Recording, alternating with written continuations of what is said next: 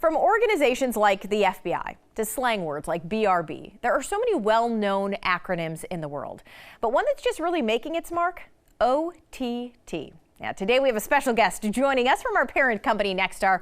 Mitch West is our digital expert, here to explain what that means and really how it's kind of impacting this world we live in. So, Mitch, first of all, thanks for being here. Thank you for having me. Okay, so you actually call yourself, I love this title, right? You're a digital futurist. Yeah. What exactly does that mean? Well, it looks at the trends that are happening in the digital landscape and how that correlates and helps our clients reach that audience. We always say that the money will always follow the eyeballs. So if they're moving away from traditional forms of advertising, where are they going and how can they stay in front of them to keep the cash register ringing? Okay, and the important thing about this, we mentioned these letters, OTT, right? And people are thinking, what does that stand for? What the heck is that? There's also something called advanced TV. Just kind of lay it out in layman's terms what this means. So if you look at the history of television, 50 years ago, you had 3 networks and PBS. Right. 40 years ago, with the introduction of cable television and how that exploded in the 80s and 90s and 2000s.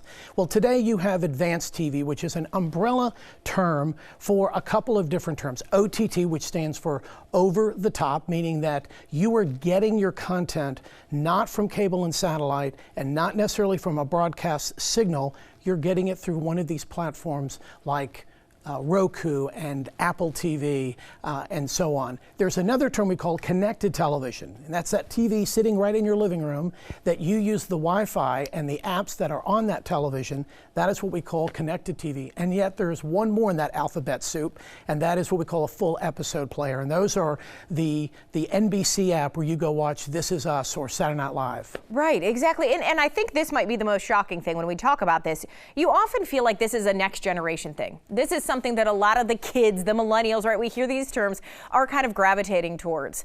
And you're telling me that's not the case. You know, actually today the universe is about 27% that are cord cutters and cord nevers. Your cord nevers are going to be that younger audience, the Generation Z, that's 3 to 23 and millennials.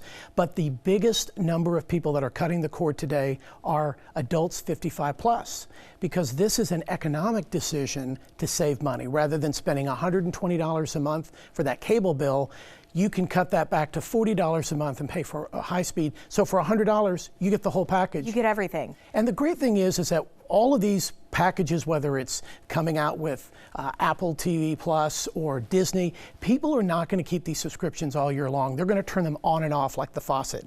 You know, right. They're going to watch their show, they're going to pay for it, and they're going to turn it off, and they're going to turn on another program based on what they want to see. And you were kind of just discussing Disney. I mean, they're coming out with their own platform. I know I have a couple of small children that are very excited about said thing. So what is going to happen with content deals? Because we've got Netflix, we've got all these things right now that carry these programs. So those content deals are going to be in place until they end, and some are ending this year, some will end at the end of 2020. And what's happening with Disney buying the entire Fox catalog of films and movies, all of that content will go to Disney. By the way, if you're a Star Wars fan, there's going to be original content that only can be found on Disney Plus.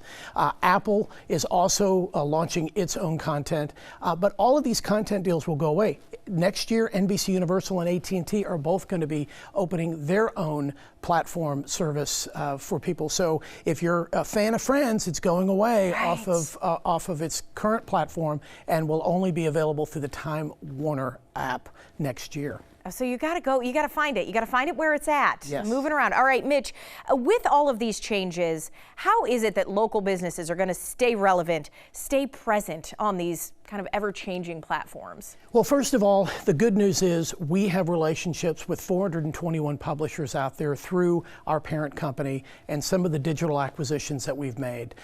We have made those inroads because we want to ask the question of what's next. not what happened. And so by partnering with us, we can actually get you in front of those audiences. As I mentioned, where those eyeballs go, that's where the revenue is going to go, and we can actually get you in front of those.